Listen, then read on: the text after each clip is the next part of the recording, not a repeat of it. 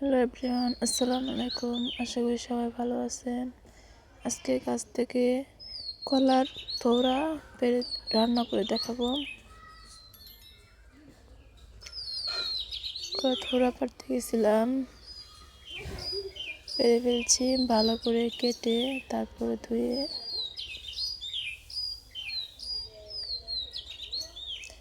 আপনারা কিভাবে খান জানি না, আমরা এইভাবেই খাই।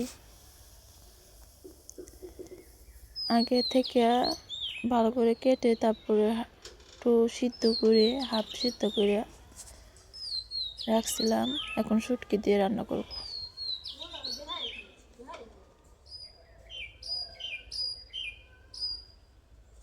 শুটকি দিয়ে রান্না করবো। হলুদ দিলাম, মরিচ দিলাম, তারপর একটু আদা বাটা দিলাম। এটি দেখাইলাম না, ভিডিওটা অনেক লং হয়ে যেতেছে, এই কারণে থোড়াগুলি আগে থেকে কেটে ভালো করে হাত দিয়ে তারপরে এভাবে রান্না করছি।